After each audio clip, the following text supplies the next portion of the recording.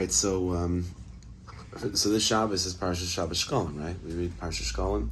So why do we lay in the story, the halacha, the mitzvah of giving a machzah shekel, which is the beginning of Parshas Kisisa?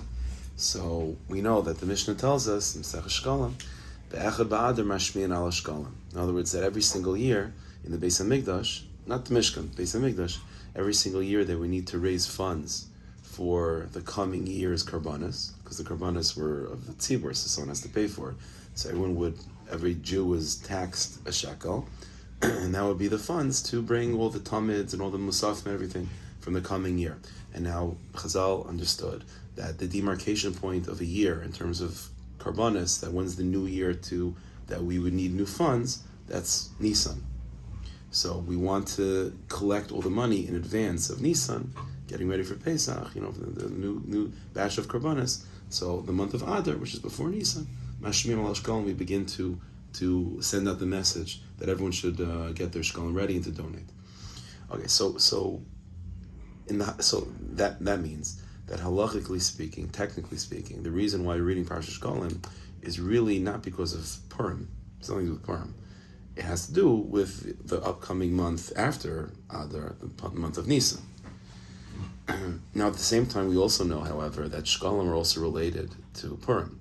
Chazal say that the schus of the machzah shekel, that the Jewish people donated to the Mishkan and continue to donate every year by Adar, preparing for the new karbanos of Nisan and on, hiktim shkoleihem l'shkolav, that when Haman and Harasha gathered 10,000 silver, pieces to give to Achashverosh to buy our death, so the Rebbeinu was maktim the schus of machzah shekel to overcome the money of Haman. So we need to see an interesting thing. So the Shekalim, on the one hand, technically, halachically, is really connected more with the month of Nisan, which we associate with Pesach, obviously. And yet, we also find that the Inyan of Shekalim are somehow related to Purim as well.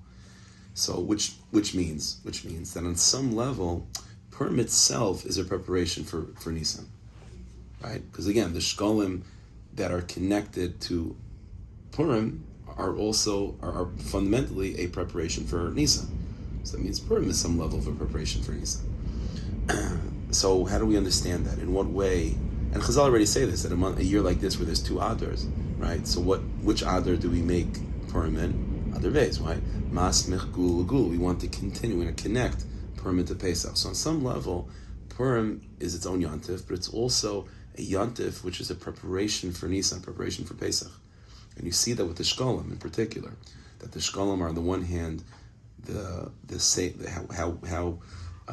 how we have the Yontif of Purim, but it's also fundamentally about preparing us for Nisan.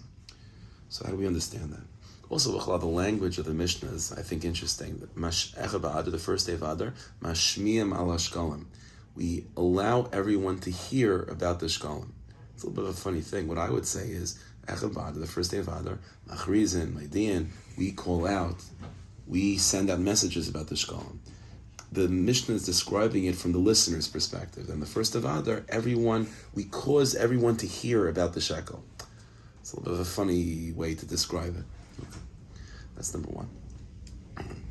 Number two, in this Parshas Vayakhel, so we have the whole, not the whole, but a lot of the building of the Mishkan. So as we know, the Pasuk says, already in Parshas Kisisa, Vayakhel, it's repeated, that we know that Moshe Rabbeinu, as the Shliach of Hashem, tells the Jewish people that everyone has to give donations and so on, and all the people that are crafty and hands and good with their hands are going to be put to work over here to build the Mishkan. But the one person that's going to be in charge of the whole thing is Betzalel, right? Betzalel ben Chur, Lamata Yehuda, that's Betzalel.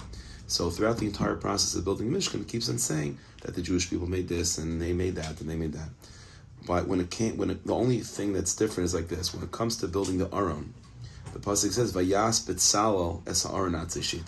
Now everything that was built was under his auspices, under his jurisdiction. He was in charge. He was the manager of the entire project. And it doesn't say his name by every particular thing. But it says his name specifically is by the Aron. Why? So Rashi already comments on this. Rashi says, Vayas Betzalel. All of a sudden it says Betzalel's name. Since Betzalel, says Rashi, he wasn't just a good project manager. In order to build a Mishkan, it took Mesiras Nefesh, says Rashi. And Betzalel was someone that was a Baal Mesiras Nefesh. He sacrificed, literally, he put all of his koiches into this to have the Mishkan built properly. Yossi Mishar Chacham more than anyone else.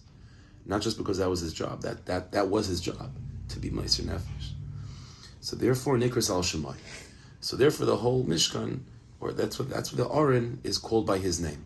So for all eternity, Mamish Lo'ilam V'ad, it's going to say in Pesach that Betzalel built the Aron, because Betzalel was the one that was the Baal Mesiras Nefesh. That's Rashi. So the question is, okay, I understand that's an explanation of why Betzalel's name should be here. But why Dafka the Aron? He was Meiser Nefesh for the Shulchan, he was Meiser Nefesh for the curtains, and he's Meiser Nefesh for the walls. Why Dafka the Aron? So the Rogatchover, in his Pirush and Chumash, says a gewaldige thing like this. He says like this: how did it work? People are coming to donate wool, and they're donating wood, and they're donating gold. And so who's collecting it? Betzalel, right? Betzalel is he's the manager. He's halachically called the gazbar. He's technically speaking, when people would give donations to the Mishkan, Betzalel would collect it. It would literally become Betzalel's. He's literally now owning all these donations. But says the Rogatchover, the problem is that the Mishkan has to be, the halacha is, anything that is used in Karbanos, in Avodah, in the Beis HaMikdash, has to be owned by the public. It can't be private property. So when people gave their donations, so this guy, Shmuel Yankelovich, has a piece of wood, and he gives it, so it's private property, it's no good. So he gives it to Betzalel, and now it's also private property, it's Betzalel's, it's also no good. So the lach is, so the Gemara says in a few places, that this wasn't just an issue with the Mishkan, it could be an issue with the Beis HaMikdash too. I give a donation of money to the Beis HaMikdash, I'm giving it to the manager of the Beis HaMikdash, it's now his money, so how could he use it?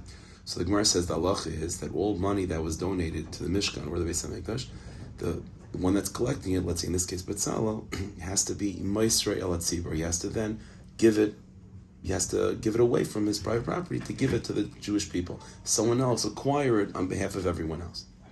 But here says the Rogatchover, and that's what happened. So every single piece of article that was given to Betzalel, any vessel that Betzalel was watching and overseeing the fashioning of this vessel, it technically is Betzalel's because he owns all the money.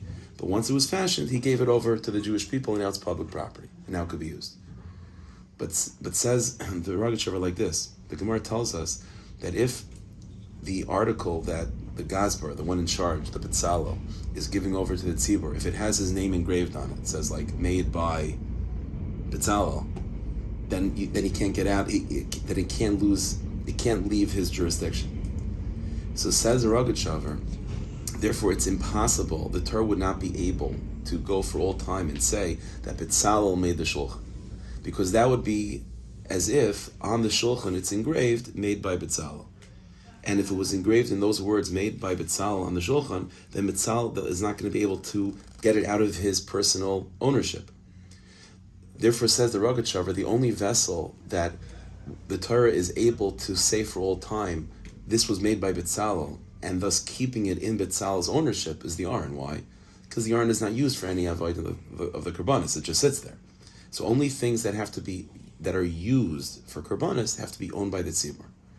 And because everything has to be owned by the Tzibur, the Torah therefore is not able to say about the Shulchan and about the Menorah and about all the other structures of the Shulchan, of the Mishkan, that was made by Betzalel. By putting in those words in Chumash, it would keep it in Betzalel's ownership forever. But the Aron, we have no problem with it remaining in Betzalel's ownership forever because it's not used for Karbanos, it just sits there. Which means, it comes out an unbelievable chiddush, that the Aron is owned by Betzalel. The Aron is owned by Betzalel. The fact that Betzalel was the one that oversaw the fashioning of the Aron, Aleph, and even when he tries to donate it to the Jewish people, the Pasuk goes out of its way and says, no, Betzalel, not so fast. You made the Aron. And that's that line of a Yas Betzalel's Aron keeps it in Betzalel's jurisdiction, keeps it in his possession, La'ol Me'ad. All of that in the schus of his Mesiras Nefesh. So now we have an interesting phenomenon. The phenomenon is that the centerpiece of the entire Mishkan, the centerpiece of the entire Beis HaMikdash, the Aron, the Kodesh HaKodeshim, all of that is not owned by the Jewish people. It's owned by one individual person, Betzalel. And because of his Mesiras Nefesh. So how do we make sense of that? Why is the Mesiris Nefesh of Betzalel so unbelievably great in Hashem's eyes and so vital that the Rebbeinu Shalom decides to give him as a reward for his Mesiris Nefesh? I'm going to give you the Aron itself. I'm going to make sure the Aron remains in Betzalel's personal ownership. La'ol Meyad. So let's understand. There's a concept that we find in the Svarim HaKadoshim like this. It's going to sound a little bit. I'll tell you the words, and then I'll explain what it means. The Rebbeinu Shalom has a way. The Rebbeinu Shalom is always giving. He's always giving us bracha and shefa, all good things. Right? We're alive right now because Hashem is giving us. But there's two types of shefa. There's two types of kindness and bounty and blessing that the Rebbeinu Shalom can give to the world. One type of blessing is a blessing that's described as achar ba'achar, back to back. And there's another type of shefa which can be described as panim b'panim, face to face. What's the difference? So I'll give you the example that the Zohar Kodesh gives. Okay, the example is like this: I'm sitting at home, and I invite you to come to my house for Shabbos, whatever. So you're coming for a meal Shabbos day. So I love you. I invited you. It means a lot to me. It's now my most exciting Shabbos in my whole year that I get to have you as a guest. It's mamish gewaldig. We're having good conversations. My wife brings out some food or something, and I said, I want to give you personally. I love you so much. Here, I take a clean fork, and I give you a piece of chicken. Fine, whatever it is. It's about. Now, it happens to be when you come, you own a dog, and you brought your dog also. Now, I'm a good host. I love you. I don't particularly love your dog, but I'm a good host. I'm going to take care of your dog too. So I give the piece of chicken, and to the dog, I also throw a bone. I throw a bone. Now, the difference between what I gave you and what I gave the dog is different. To you, I gave a chashuv piece because I love you. And to your dog, I gave a bone because it's a dog. But way beyond what I gave, the difference is also how I gave it. To you that I love, and you're the purpose of and my entire reason to have this meal is because I want to have a connection with you. I want to have a conversation with you. To you, I didn't just give a piece of chicken. I gave myself with a piece of chicken. When I gave you the piece of chicken, it was my way of saying I care about you. It was my way of creating a bond with you. That's called face-to-face. Face-to-face means that when I give you something, I'm not just giving you, you're not just focused on the object. There's eye contact that's being made while the object is being given. It's not about the chicken only. The chicken represents the fact that I care for you and I appreciate that you're here and I want you to enjoy. It says a lot more than the piece of chicken. But the bone that I gave to the dog, it's nothing more than the bone. I threw it, like the Zohar describes of it, as a person throwing the bone over their shoulder, back to back. I'm just throwing it to the dog, because the point is just to get the bone to the dog. So the dog should be quiet and it shouldn't make noise, and I should be able to have a real conversation without being distracted. So there's two types of shafa, there's two types of blessing in the world. There's blessing that comes with where the Rebbeinu Shalom is just giving you object, giving you things. He gives you. Why does he do that? Kind of because he has to. It's like the Gemara says, when you're a parent, or you're a husband, or you're a good friend, or you're a boss, you have a responsibility to take care of those that are dependent on you. So Hashem made us. Hashem created us. So he kind of, Vayakhel has no choice. He has to supply us with food. He has to supply us with oxygen. He has no choice, right? The ozone layer might have a shtickle hole, but as long as if the Rebbeinu Shalom is a bayrei, it means he's responsible to make sure there's enough of an ozone layer left that we can survive. That's not going away. That's not going away. The level of shefa, that's what's described by the Arizal as chiyas ha'olamis. Enough life coming to enough bounty, enough blessing coming to the world to keep things alive. That the Rebbeinu Shalom is doing anyway, and when he gives that, it's just about the object. But then there's another type of shefa, the type of shefa that with our avodas Hashem we try to bring to our lives, which is not just more than survival. It's not just that we want more than bones, we want a piece of chicken. It's more than that. What we want is that we want the Rebbeinu Shalom to give us a piece of chicken with eye contact. That we should have a sense of face-to-face with God when we're receiving His blessing. That's what's called panim b'panim. Because of this, the Arizal explained that in order for the Rebbeinu Shalom to be willing to give you chicken and not a bone, so you do mitzvahs. You avodas Hashem. We do mitzvahs, we daven, we say good things, we hold ourselves back from doing averis, and because of that, mida keneged mida, the Rebbe Hashem says, oh, you did avodah, you did mitzvahs, I'll reward you. I'm not just going to give you a piece of bone, I'm going to give you a piece of chicken. But how do you get it to the next level, where it's not just a piece of chicken, it's a piece of chicken with eye contact? What aspect of avodas Hashem is necessary to allow you to receive from Hashem not just extra blessing because you're more than a dog, but how do I make sure, how do I inspire the Rebbeinu Shalom to give me himself in that piece of chicken? You understand? So because there's three things. There's the basic bone that Hashem was going to throw us simply because he created us and he has no choice. So Rebbeinu Shalom is always going to give you oxygen until, everyone has there's a time of 120, but as long as you're supposed to be alive, the Rebbeinu Shalom, without you deserving it, he's going to give you oxygen. Fine. But now you want more than just oxygen. You want shefa. You want good things. You want a piece of chicken. So fine. So what do? You do mitzvahs. But now you want more than that. You don't want a piece of chicken. You want a piece of chicken face to face. So what do you have to do to get that? The answer is Mesiras Nefesh. Mesiras Nefesh. Mesiras Nefesh means on all different levels. By the Mekubalim, for example, whenever there's a stage in davening or in avodas Hashem by a mitzvah or a bracha, where we're trying to bring down not just a piece of chicken, but chicken with eye contact. So the kavanah by the Mekubalim is that they'll be makabel on themselves to die al kiddush Hashem if need be. It's a big inyan by the tzaddikim that every single bracha, by the way, everything you make a shahakal, mezainis, hamaitzi, every time you make a bracha and you say the words Baruch Atah Hashem Elokeinu, that's all activating or connecting yourself to the usual shefa that comes with not just a bone, but a piece of chicken. But then when you say the words Melech HaOlam, now you're trying to activate something much more than the chicken coming down to your life. You want the piece of chicken with eye contact. You want an experience of face-to-face. I don't want just to have parnasa. I want to feel in the parnasa that's given to me that the Rebbeinu Shalom loves me in that. I want to feel eye contact with the giver in that blessing. That is activated when you say the words Melech HaOlam. And the kavanah to have when you say Melech HaOlam is that you're the king of the universe and I would die for you. You see why? Because Mesiras Nefesh means that I am giving myself over to God. And the response is, Rebbe Hashem says, okay, now I will give myself over to you. How does Hashem give himself over to us? By giving us things with eye contact. This is the secret of Purim and Pesach. You see, Pesach, the month of Nisan, that's a time where the Rebbeinu Shalom didn't just take us out of Mitzrayim.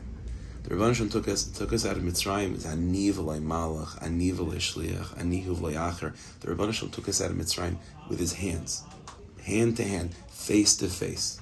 That's what Pesach is.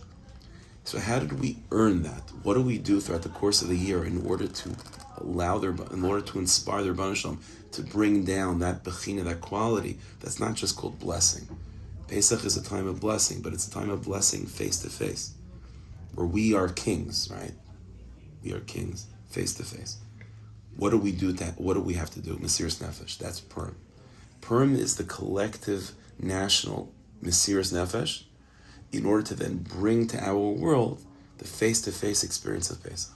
Why do I say Purim is Mesiras Nefesh? First of all, in the story of Purim is Mesiras Nefesh. The holy name of Esther Malka. What's Esther Malka doing? She's sacrificing herself, right? Purim is over. Everyone's partying. The only person that's not partying is Esther, right? Because she's stuck in the palace. Esther Malka, and it's called Megillas Esther for that reason, because she is the one that's Meiser Nefesh. She goes into Achashverosh thinking that she's going to be killed. And even if she's not killed, she sacrifices her relationship with Mordechai because of that. The Jewish people are threatened with death, and they had to psychologically come to terms with that, to be able to be willing to die and to redefine the experience of being killed as not, it's not hominid. We're sacrificing ourselves for Hashem. This is why the whole Purim story is revolving around the Beis HaMikdash. The Beis HaMikdash means to sacrifice. It means Mesiras Nefesh. Purim is a time of Ad Lo Yada where we sacrifice what's most dear to us, what defines us as people, which is our intellect. And Purim is where we're willing to sacrifice and acknowledge that we don't know anything. So we all look at it, it's enjoyable, it's cool, Purim is cool, but if you think about that for a second, what does it feel like to be in a situation where you have no control at all? No control at all. That's Purim. Purim is not just like drinking. Purim means that you're drinking to get yourself to that place where you're willing to completely let go of all power. That's Mesiras Nefesh. So the whole inyan of Purim is Mesiras Nefesh. This is what it means on the 1st of Adar. We send out a message that everyone should hear about the Shekel. There's a word from the Kamarna, it's not a word. The Kamarna says, the Pasuk says, Ki si says, Rosh b'nei Yisrael l'fkudehem. Right? Hashem says to Moshe Rabbeinu, you want to raise up, Ki si says Rosh. You want to raise up all the Jewish people's heads, so everyone should give a Masa Shekel. Why is Masa Shekel described as raising up their heads? Said the Kamarna, because the avoid of Masa Shekel is Mesiras Nefesh. And literally, that's what the Pasuk says, right? That each one is giving their soul in monetary form. When the Jewish people gave Masa Shekel, it wasn't just a coin. They stood there and they had Kavanah, that Rabban Shalom, I want to sacrifice my life for you. You're not asking me to do that literally, so this is in place of my soul. That's literally what the Masa Shekel was. That's what the Kamarna says, the words Kisisa es Rosh b'nei Yisrael equals numerically Shema Yisrael Hashem Elokeinu Hashem Echad twice. One for Shema in the morning, one for Shema at night. Because what does Shema Yisrael Hashem Elokeinu Hashem Echad mean? That's the line that you say with Mesiras Nefesh. To die al Kiddush Hashem. Rekiva died with the word Echad. Kisisa es Rosh b'nei Yisrael equals Shema Yisrael Hashem Elokeinu Hashem Echad twice. And this is also why the next pasuk, v'nosnu ish kofer nafshai, that each one gives a replacement of their soul with Mesiras Nefesh, it equals Yud Kei Vav Kei times Elokim. Hashem Elokim, you say that 7 times also by Neil and Yom Kippur's Mesiras Nefesh. That you're willing to die, I'll give everything over, everything that's going to come this year. But Hashem, it's all you, I believe in you, and I'm sacrificing myself to you. So the whole pasuk, the whole Yom HaShekel is Mesiras Nefesh. This is what the Beis HaMikdash is about. What the Beis HaMikdash is a place, what the Mishkan is about, is not simply a place where we do many mitzvahs, and the Rebbe Shalom gives us chicken. Rather, the inyan of Beis HaMikdash is, it's a place where we do mitzvahs with Mesiras Nefesh, and the Rebbe Shalom gives us a piece of chicken with eye contact.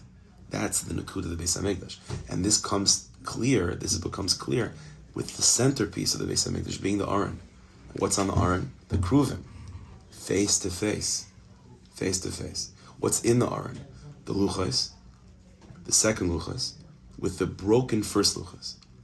The broken first Luchas represent Mesiras Nefesh. It means dying al Kiddush Hashem. When Moshe Rabbeinu broke those Luchas, that was a huge Mesiras Nefesh that he did just then. He didn't think necessarily this was the Rebbeinu Shalom give him a shkayach. That's Mesiras Nefesh. He was willing to destroy everything for the sake of the Jewish people.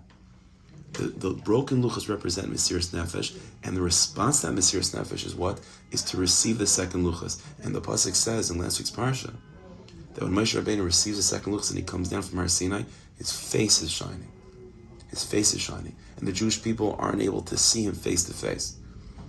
The Mesiras Nefesh of Moshe to break the luchas acquires within him a relationship with God which is so face to face, and that's in the Aron with the Kruvim face to face. And all of that is the ownership of B'Tzalel, who was Meiser Nefesh to build the Mishkan. And that's why the Aron has to be B'Tzalel's, because that's the Nakuda, to be the centerpiece of the Mishkan. You don't have to be the biggest tzaddik in the world. It's not about being a tzaddik, it's about being a Baal Mesiras Nefesh. And that's why the Aron has to be owned by B'Tzalel, because for his Mesiras Nefesh, because that's what the Mishkan is about. It's about creating a relationship with the Rebbeinu Shalom in such a way that he's not just giving you things, he's giving you things face to face. And what we do to reciprocate that is Mesiras Nefesh. That's the whole inyan of what's going on over here. That's ultimately what Purim is about. Purim is about the Jewish person being Meiser Nefesh, being willing to sacrifice control, power, everything. And in that schus, then you receive not just blessing on the month of Nisan, but blessing with eye contact, blessing with pnimius, with dvekas, with iskarvas, with a sense of kruvim face to face. That's the Karavaida. So it all starts with this. That's why, as I mentioned, why does it say Echa Ba'adar Mashmiyam al Shekalim? We cause everyone to hear, because the word Mashmiyam, when you hear the word Mashmiyam, what does it sound like to you? Shema, Right, Shema. Because that's exactly what the Shekalim is about. It's about evoking that quality of Mesiras Nefesh, which is in Shema Yisrael. The Echad B'Hadus Mashmim Al Shekalim. So it's not just about giving donations. It's about giving that donation as a way of Mesiras Nefesh, and that's the key to do all mitzvahs. Whenever you do mitzvahs, you have to think of it that I'm not just doing a might. I'm not just doing an action because Hashem told me so. This is my way of giving myself to you. How do I show Mesiras Nefesh? So I'm showing Mesiras Nefesh by in 2 minutes from now we'll daven mincha. It's not just time daven mincha. I want to show you that I'm yours. How do I do that? I'm going to daven mincha. And then the davening of mincha is not just an act that's good. It's a way of sacrificing yourself. And when you do that, the Rebbeinu Shalom responds, not just giving you good things, but he gives you good things and he gives you himself along with it. That's the face-to-face relationship. That's Purim to Pesach, Mas Megula Gula. Hashem should help. That Hashem should shower us with all good things, and most importantly, he should shower us with himself. Give us the strength to be Mesiras Nefesh properly, with love and fear. And we should be zeicha that, there's enough Mesiras Nefesh in the world already. We should be zeicha to that time where there's a yichud, a full yichud, a face-to-face. Kimitzeis chaver, so I'm ready to fly. So be as called tzedek, Mary, Amen.